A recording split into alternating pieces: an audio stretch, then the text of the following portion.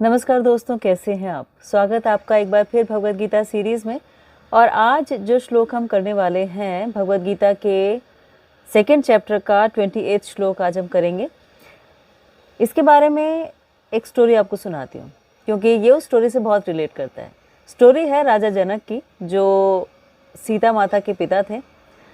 एक बार राजा जनक को एक सपना आया कि वो एक जगह पर हैं, एक राज्य में है जहाँ पर सब कुछ टूटा फूटा है और बहुत सारे सैनिक हैं, इधर उधर भाग रहे हैं, लोग भी अपनी जान बचाने के लिए इधर उधर जा रहे हैं। और राजा जनक जो है वो राजा नहीं है बल्कि एक भिखारी हैं और उनके पास में कुछ नहीं है। और उनके कपड़े फटे हुए हैं, उनके बाल लंबे हैं, गंदे हैं, बहुत शैबी से वो खुद हैं। और वो अपनी जान बचाने के लिए कहीं छुप रहे हैं, लेकिन बहुत भूख लगी है। और तभी वो देखते हैं कि सामने एक व्यक्ति जो है वो कुछ खिचड़ी जैसी चीज़ बांट रहा है। अब उनके पास कोई बर्तन भी नहीं है, सारे लोग आसपास उस व्यक्ति के खड़े हो जाते हैं और खिचड़ी लेने लगते हैं। तो ये ढूंढते हैं कि कोई बर्तन इन्हें मिल जाए और तब इन्हें एक टूटा हुआ जो घड़े का हिस्सा होता है वो मिलता है। तो उस टुकड़े को ये लेकर और वहाँ जाते हैं उसके पास ताकि वो खिचड़ी डाल दे। और जैसे ही खिचड़ी लेकर वापस आ रहे होते हैं थोड़ी सी उस टूटे हुए घड़े के छोटे से हिस्से में से, तो उतने में कोई धक्का लगाता है और वो खिचड़ी गिर जाती है और वो गिरी हुई खिचड़ी को कुत्ते आके फटाफट से खा लेते हैं। तो ऐसा होते ही और उनकी आंख खुल जाती है और वो बहुत चिंतित हो जाते हैं कि मैं एक राजा हूँ लेकिन ऐसा सपना मुझे क्यों आया। तो जब ऐसा सपना उन्हें आया तो प्रश्न किया कि गुरुजी, मैं इस तरह से सो रहा था और मुझे ऐसा सपना आया, तो इसका क्या मतलब है? क्या ये सपना है जो मैंने देखा या ये सपना है जो मैं आज जी रहा हूँ? कौन सा इनमें से सपना है?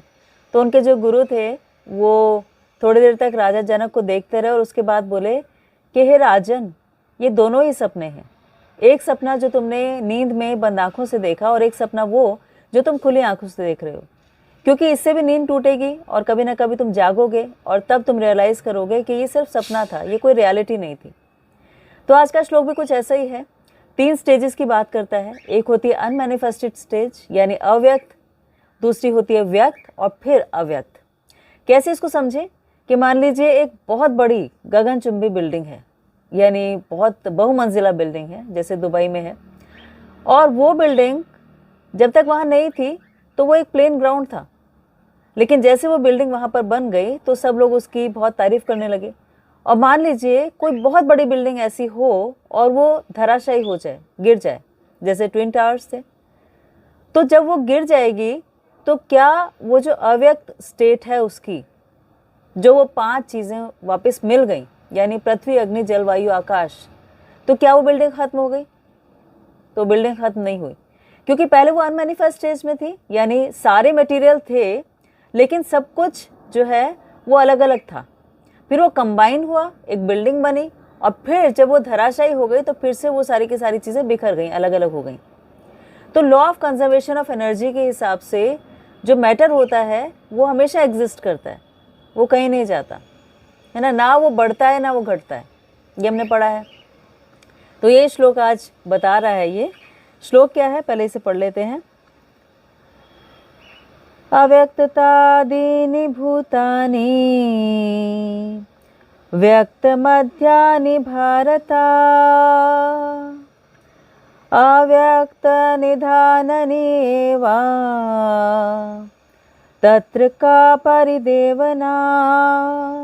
सभी सृजित प्राणी अपनी शुरुआत में अव्यक्त होते हैं, अपनी अंतरिम अवस्था में व्यक्त होते हैं और नष्ट होने पर फिर से अव्यक्त होते हैं। तो फिर विलाप की क्या आवश्यकता है? यानी दार्शनिक के 2 वर्ग हैं, एक वो जो आत्मा के अस्तित्व में विश्वास करते हैं और दूसरे जो आत्मा के अस्तित्व में विश्वास नहीं करते। तो भी शोक का कोई कारण नहीं है। इसका मतलब ये हुआ कि वैदिक विजडम ये कहता है कि सोल एग्जिस्ट करती है, लेकिन बहुत सारे लोग ऐसा कहते हैं कि सोल नाम की कोई चीज़ ही नहीं है, सिर्फ बॉडी होती है और बॉडी के कुछ कॉम्बिनेशंस होते हैं जिसकी वजह से एक लाइफ आ जाती है, और जब वो कॉम्बिनेशंस ख़त्म हो जाते हैं तो वो लाइफ चली जाती है। तो अगर ऐसा तुम समझते हो तो भी शोक करने का कोई कारण नहीं है, और अगर तुम ऐसा समझते हो कि सोल है तो फिर वो हमेशा एग्जिस्ट करती है तो भी शोक करने का कोई कारण नहीं है। तो इसका मतलब ये हुआ कि जो मैनिफेस्ट स्टेज है जिसके लिए तुम शोक कर रहे हो वो हमेशा एग्जिस्ट करेगी अनमैनिफेस्टेड फॉर्म में। ये तो टेम्परेरी है, जैसे मान लीजिए एक माइक हम लेते हैं, उस माइक में जब इलेक्ट्रिसिटी फ्लो करती है या जब उसको चार्ज करते हैं तो वो उससे आवाज़ आती है, लेकिन जैसे वो उसकी चार्जिंग ख़त्म हो गई या हमने उसको उसके पॉइंट से डिस्कनेक्ट कर दिया तो वो डिस्चार्ज हो गया और वो वापस डेड हो गया। तो इसका मतलब कि हर प्राणी जो है वो अनमैनिफेस्ट था पहले से। ये जो बॉडी मेरी ये मैनिफेस्टेशन है और इसके बाद फिर से वो अनमैनिफेस्ट हो जाएगा, तो वो एग्जिस्ट तो करेगा हमेशा। जैसे एक बिल्डिंग है, बिल्डिंग जब आपने बनाई तो उस बिल्डिंग में आपने देखा कि इतनी सारी मंजिलें हैं, है ना, लेकिन आप उस बिल्डिंग के बनने से पहले सीमेंट और ईंटें और मिट्टी और सब कुछ जो कुछ चाहिए था वो पहले भी तो एग्जिस्ट कर रहा था, लेकिन अलग अलग तरह से था। यहाँ वो कंबाइन हो गया और जब वो बिल्डिंग तोड़ी हमने तो फिर से वो सारा का सारा अलग अलग हो गया, लेकिन था तो सही, वो तो कहीं गया तो नहीं। तो जब गया ही नहीं तो फिर तुम इतना दुखी क्यों हो रहे हो? तो हमारी बॉडी, हमारी लाइफ भी ऐसे ही है कि कुछ टाइम के लिए मैनिफेस्ट होती है और उससे पहले भी अनमैनिफेस्ट फॉर्म में रहती है और फिर से अनमैनिफेस्ट हो जाती है, इसलिए हमें शोक करने की कोई आवश्यकता नहीं है, ऐसा बताते हैं। अब इस बात को सुन के हमें क्या पता लगता है? हमें पता लगता है, हमें सेल्फ रियलाइजेशन होती है कि जो चीज़ें हमारे सामने आज हैं, ऐसा नहीं कि वो पहले नहीं थी, वो पहले से भी एग्जिस्ट कर रही थी और इस बॉडी को छोड़ने के बाद या इस फॉर्म को छोड़ने के बाद में फिर से एग्जिस्ट करना शुरू कर देंगी, कहीं ना कहीं होंगी। बातें ये सुनने में अच्छी लगती हैं या हमें समझ भी आती हैं, पर फिर भी कहीं ना कहीं हमें किसी की बॉडी छोड़ने में बहुत दुख होता है। क्यों होता है? तो दुख इसलिए होता है, या अर्जुन को दुख इसलिए हो रहा था क्योंकि अर्जुन अपने आप को भी बॉडी समझ रहे थे। इसको बोलते हैं, इस कॉन्सेप्ट को देहात्म बुद्धि। देहात्म बुद्धि का मतलब होता है कि आई एम इम्पॉर्टेंट, यानी मैं बहुत महत्वपूर्ण हूँ, और मैं जब इम्पॉर्टेंट हो जाता हूँ और मैं अपने आप को बॉडी समझ के इम्पॉर्टेंट मान रहा हूँ, तो मेरे साथ साथ इस एक्सटेंडेड बॉडी के जो भी पार्ट एंड पार्सल हैं, जैसे मैं, मुझसे जुड़े मेरे परिवार के लोग, मुझसे जुड़े मेरे बच्चे, मुझसे जुड़े मेरे माता पिता या फैमिली के और लोग, और उनसे जुड़ी और चीज़ें, मेरा घर, मेरा परिवार, मेरी कार, मेरा बैंक बैलेंस, सब कुछ। तो ये क्योंकि मैंने अपने आप को देह माना, मैंने अपने आप को शरीर माना, इसीलिए मेरा जो एक्सटेंडेड आय है वो मुझे दुखी करता है जब इनमें से कोई भी चीज़ अलग हो जाती है, छूट जाती है। क्योंकि जब वो अनमैनिफेस्ट फॉर्म में होगी तो फिर मेरा मैं उससे जुड़ा हुआ नहीं होगा। तो अर्जुन भी इस टाइम क्योंकि देहात्म बुद्धि से जुड़े थे, यानी अपने आप को बॉडी मान रहे थे, इसीलिए सारी की सारी प्रॉब्लम्स वो फेस कर रहे थे। और अगर वो ये छोड़ देते हैं कॉन्सेप्ट, वो समझते हैं कि मैं भी आत्मा हूँ, तो अगर वो अपने आप को आत्मा मानते हैं तो वो भी ये जानेंगे कि मुझे भी एक दिन ऐसी बॉडी छोड़ के जाना है। मैं भी पहले अनमैनिफेस्ट था, अब मैनिफेस्ट हुआ और फिर अनमैनिफेस्ट हो जाऊंगा। तो देहात्म बुद्धि से बाहर निकलने का एक तरीका जो है वो ये कि अपने आप को ऐसा इमेजिन करना कि एक बहुत बड़ी नदी है और उस नदी के किनारे कुछ छोटे छोटे तिनके एक छोटे से पत्थर के पास इकट्ठे हो गए। अब ये जो तिनके हैं, मान लीजिए ये मैं हूँ, और ये तिनके मतलब कि मेरा परिवार और लोग और उनके एक्सटेंडेड फैमिली, यानी हमारा ख़ानदान, हमारे लोग जो भी हम हैं, ये सारे के सारे हमारे फैमिली, फ्रेंड्स, लोग जो हमें जानते हैं, ये सारे के सारे एक छोटे से बंच में हैं। लेकिन जैसे उस नदी का पानी बहुत तेज़ी से आएगा तो फिर ये सारे तिनके अलग अलग हो जाएंगे, कोई कहीं जाके जुड़ जाएगा, कोई कहीं जाके जुड़ जाएगा, और हम भी अलग अलग हो जाएंगे। तो जब हमें पता है कि ऐसे ये तिनके अलग हो जाएंगे तो फिर हमारा उनसे ऐसा अटैचमेंट जो है वो हमें उतना दुख नहीं पहुंचाता, क्योंकि हमें पता है कि हम भी अनमैनिफेस्ट फॉर्म से ही आए हैं। तो हमारी सारी प्रॉब्लम्स, सारी अटैचमेंट देहात्म बुद्धि की वजह से ही हैं। कॉन्सेप्ट समझाने के लिए आसान है लेकिन अप्लाई करने के लिए बहुत मुश्किल है।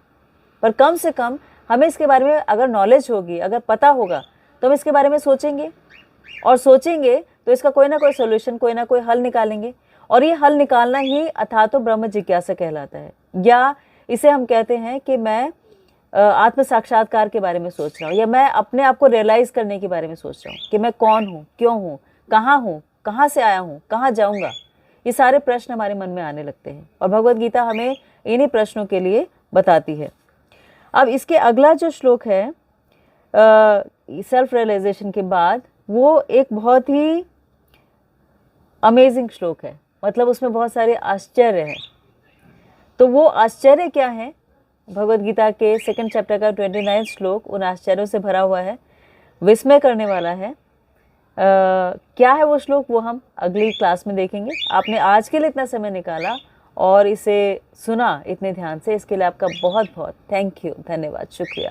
प्लीज़ इसे ठीक से पढ़िएगा, समझिएगा कि हम अपनी फॉर्म्स में कैसे चेंज हो रहे हैं, लेकिन फिर भी मैटर ऑलवेज एग्जिस्ट, यानी वो जो हम हैं वो हमेशा एग्जिस्ट करेंगे, चाहे हम आत्मा के लेवल पे हैं तो भी, अगर हम शरीर के लेवल पे हैं तो भी, क्योंकि ये शरीर भी जब अनमैनिफेस्ट फॉर्म में होगा तो पांचों तत्वों में विलीन हो जाएगा, यानी पृथ्वी, अग्नि, जल, वायु, आकाश, तो वो तत्व भी एग्जिस्ट करेंगे, तो सोल भी एग्जिस्ट करेगी, वो शरीर अनमैनिफेस्ट फॉर्म में एग्जिस्ट करेगा और फिर से वो कहीं ना कहीं जुड़ जाएगा और फिर से एक नई बॉडी का जन्म होगा और फिर से उसमें एक नई लाइफ होगी, उसके अपने कर्म होंगे, उसकी अपनी एक्टिविटीज़ होंगी, उनके हिसाब से वो जिएगा और जीने के बाद में फिर उस शरीर को छोड़ेगा और एक नया शरीर ले लेगा। यानी ये डिस्ट्रक्शन और क्रिएशन की प्रोसेस हमेशा चलती रहेगी जब तक कि हम इस साइकिल को ब्रेक नहीं कर लेते। और यही कोशिश भगवद गीता में अर्जुन भी कर रहे हैं समझने की कि इस साइकिल को ब्रेक कैसे किया जाए, और अर्जुन के साथ साथ हम भी समझ रहे हैं। Thank you so much.